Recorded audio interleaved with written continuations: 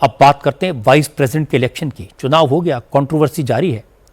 उपराष्ट्रपति चुनाव में एनडीए कैंडिडेट सीपी राधाकृष्णन की बड़ी जीत के 24 घंटे बाद भी विरोधी दलों के नेता ये हिसाब किताब लगाने में जुटे हैं कि आखिर इंडिया अलायंस की कौन सी पार्टी के कितने सांसदों ने क्रॉस वोटिंग की, एनडीए के कैंडिडेट को वोट डाल दिया।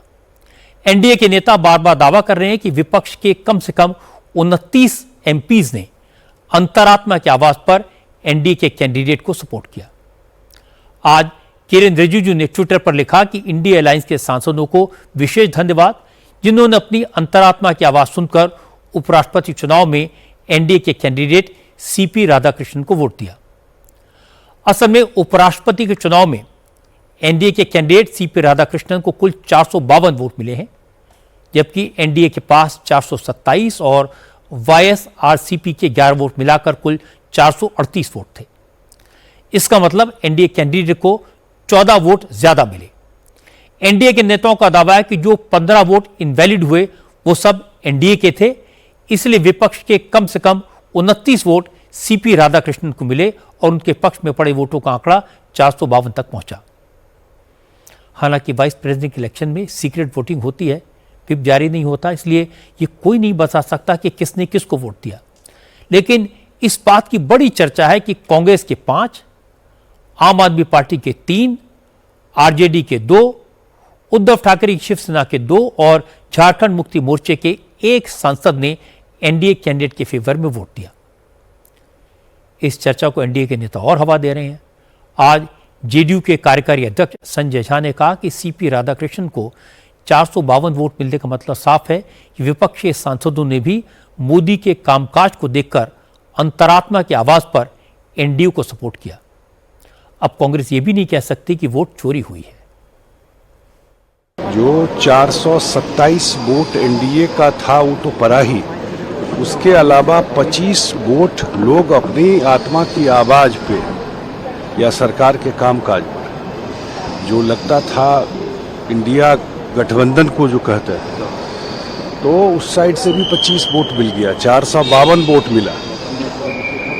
10-15 वोट रिजेक्ट हुआ जिसमें 10 हम ही लोगों का था, लेकिन 452 वोट मिला। तो ये क्लियर मैसेज देता है कि कितना बड़ा सरकार के कामकाज का प्रभाव सिर्फ जनता पे नहीं है, जो सांसद भी हैं वहाँ, जो शायद हमारे साथ इस ब्लॉक में नहीं भी हैं एनडीए में, उनका भी समर्थन मिला है।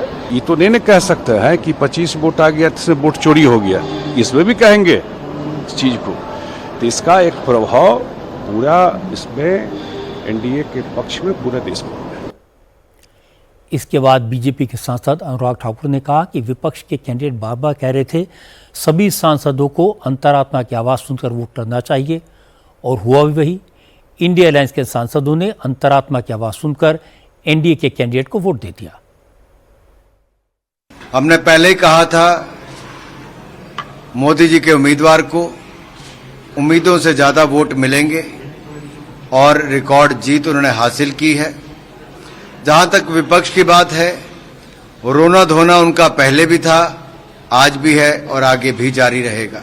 अगर उन्होंने सीपी राधाकृष्णन जी को वोट किया है तो जो ये कहते थे कि मन की सुनकर वोट करो, तो मन की सुनकर उन्होंने सीपी राधाकृष्णन जी को, एनडीए के उम्मीदवार को वोट किया है, ताकि भारत जो नई ऊंचाइयों पे बढ़ रहा है मोदी जी के नेतृत्व में, वहां पर लोकतंत्र की एक और जीत हुई। हालांकि कांग्रेस के नेता तो इसी बात से खुश हैं कि पिछली बार की तुलना में इस बार विपक्षी उम्मीदवार को ज्यादा वोट मिले। कांग्रेस के सांसद सुखदेव भगत ने कहा कि वाइस प्रेसिडेंट के इलेक्शन में क्रॉस वोटिंग हो ही नहीं सकती, क्योंकि व्हिप जारी नहीं होता। जहां तक सांसदों के पाला बदलने का सवाल है तो बीजेपी झूठ फैला रही है। सुखदेव भगत ने कहा विपक्ष के पास 315 वोट थे, 15 वोट जो इनवैलिड हुए वो सारे के सारे विपक्ष के थे, इसलिए विपक्ष उम्मीदवार को 300 वोट मिले। क्रॉस वोटिंग की बात है तो टेक्निकली राइट भी नहीं है, क्योंकि जब आप व्हिप जारी नहीं करते हो तो क्रॉस वोटिंग की बातें टेक्निकली रॉन्ग है, पहली बात। दूसरी बात मैं कहूं, अगर मैं मान लेता हूं कि हमारे 15 वोट रिजेक्ट हुए क्योंकि हमने 315 के आंकड़े किए थे, तो हम ये मान लिए कि 15 के 15 मेरे इनवैलिड हो गए। आपने तकनीकी तौर पर कहा कि क्योंकि विप नहीं होता है इसलिए क्रॉस वोटिंग का सवाल नहीं होता है, लेकिन क्रॉस वोटिंग की बात भले ना हो तकनीकी आधार पर, लेकिन इंडिया ब्लॉक का फ्लॉक टुगेदर था या नहीं था, एकजुटता थी या नहीं थी, क्या उसमें फूट पड़ी, ये सवाल तो खड़े होते हैं। मैं समझता हूँ कि एकजुटता थी और 315 के 315 100% टर्नआउट हुआ भरे हुए हैं। तो यानी कोई क्रॉस वोटिंग ऑपोजिशन के खेमे से नहीं कोई क्रॉस वोटिंग नहीं हुई है। और ये तो भारतीय जनता पार्टी, मैं समझता हूँ वो इतने अहंकारी हैं कि वो हमेशा एक झूठ के बुनियाद पे चीजें वो खड़े करने का प्रयास करते हैं। वो पहली बार मैं देख रहा हूं कि दोनों अलायंस के लोग कह रहे हैं कि जो वोट इनवैलिड हुए वो उनके सांसदों के थे। हालांकि सांसदों के पाला बदलने के सवाल पर इंडिया अलायंस में शामिल दूसरी पार्टियों के नेता सफाई देते घूम रहे हैं। तेजस्वी यादव ने कहा कि उपराष्ट्रपति के चुनाव में उनकी पार्टी पूरी एकजुटता के साथ विपक्ष के उम्मीदवार के साथ खड़ी थी और आरजेडी के सभी 9 सांसदों ने उन्हीं के फेवर में वोट भी किया। बाकी दूसरी पार्टियों के सांसदों ने किसको वोट दिया, ये तो वही पार्टियां जाने। उपराष्ट्रपति का जो चुनाव था और जो जीते हैं उनको हमारी शुभकामनाएं हैं और उम्मीद करेंगे कि निष्पक्ष होकर के जो है, चाहे पक्ष हो या विपक्ष हो, सबको साथ लेकर के चले। पर कह रहे हैं कि विपक्ष के एमपीओ ने भी वोट दिया है, सरकार की तरफ से दावा ये किया जा रहा है कि क्रॉस वोटिंग हुई है। देखिए, हमारे तरफ से तो कोई नहीं हुई, एकदम मजबूती के साथ हमारे 9 सांसदों ने एक पक्ष में जो है वोट दिया है और पूरी तरीके से हम लोग राष्ट्रीय जनता दल यूनाइटेड रहे हैं। अब क्या हुआ है नहीं हुआ है ये विषय तो पार्लियामेंट में जो लीडर है ये विषय उन लोगों का है। मजे की बात है कि राहुल गांधी इस मामले को भी वोट चोरी से जोड़ रहे हैं।